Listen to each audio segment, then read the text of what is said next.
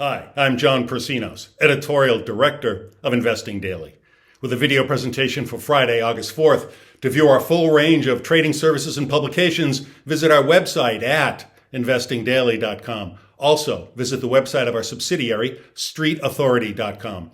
In this video, I examine key trends that continue to drive the stock market higher in the second half of 2023. Just as you can find patterns in nature, you can find patterns in markets. Let's look at a stock market pattern that's particularly relevant now: the tendency of stocks to perform well in the third year of a presidential cycle. Presidents typically do the tough work, the heavy lifting in their first and second years in office, and then lay the groundwork for their re-election in the fourth year by pushing policies in the third year that are beneficial for the economy and financial markets. History shows that Americans usually vote their pocketbook.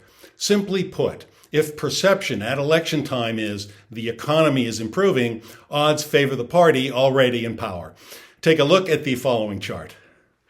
This chart makes a strong case for third-year seasonality. Since 1928, the third year of the presidential cycle has generated positive S&P 500 returns 78% of the time, producing average returns of 13.5% versus an all-year average of 7.7%.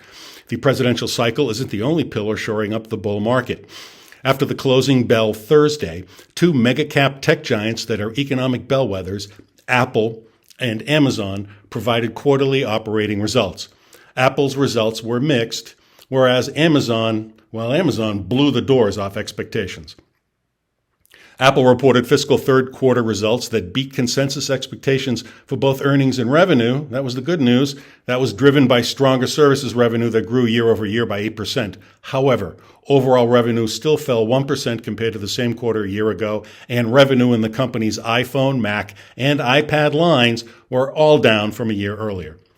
Apple's earnings per share, EPS, came in at $1.26 versus $1.19 estimated. Revenue reached $81.8 billion versus $81.69 billion estimated. The Cupertino giant didn't provide official guidance. It stopped providing guidance in 2020 due to pandemic-induced uncertainty. Amazon reported second quarter earnings that crushed analyst estimates and issued guidance for healthy revenue growth. EPS came in at 65 cents versus 35 cents expected. Revenue was $134.4 billion versus $131.5 billion expected. Amazon Web Services generated $5.4 billion in operating income, which is down 5% year over year, but higher than the consensus estimate of $5.24 billion. The numbers represented Amazon's biggest earnings beat since fourth quarter 2020. For the third quarter, Amazon projected revenue of between $138 billion and $143 billion for growth of between 9% and 13%. Wall Street was heartened by these earnings reports. After the opening bell Friday, the main U.S. stock market indices were trading in the green. As evidenced by Amazon's blockbuster results Thursday, an increasing number of companies are beating expectations. So far, about 80% of S&P 500 companies have exceeded earnings estimates.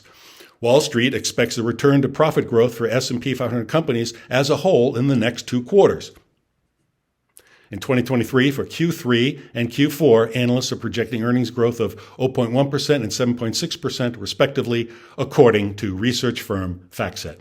For all of calendar year 2023, analysts expect earnings growth of 0.6%. Of course, market rallies often are driven by a fair amount of hype. For example, a recent FactSet survey found that conference calls on first quarter earnings results by S&P 500 companies reflected a surge in the use of the term AI, artificial intelligence, and a sharp decline in the use of ESG, environmental, social, and governance factors. As this chart shows, FactSet found the highest number of S&P 500 companies citing AI on Q1 earnings calls in over 10 years. The upshot? Underlying conditions remain bullish. Corporate balance sheets are healthy, inflation is dramatically falling around the world, and the Federal Reserve is nearing the end of monetary tightening. The surprisingly resilient but not overheated U.S. economy is another pillar shoring up the bull market. Take a look at this chart. The Bureau of Labor Statistics reported on Friday that the U.S. economy added a solid 187,000 jobs in July. That's slightly below expectations of 200,000 new jobs, but still a sign the economy remains in strong shape. The unemployment rate dipped from 3.6% to 3.5%, a half-century low. It was forecast to hold steady at 3.6%. Wage growth increased 4.4% year over year, above 3% inflation. I've just laid out the bull case, but maybe you're tired of overpaying for bloated stocks. My colleague, Jim Pierce, has unearthed a piggyback profit play that lets you tap into the growth trajectory of Wall Street's top stocks without actually buying them. Jim Pierce is chief investment strategist of our flagship publication, Personal Finance. Jim has pinpointed an under-the-radar company that the mega-cap tech giants, well, they simply can't live without.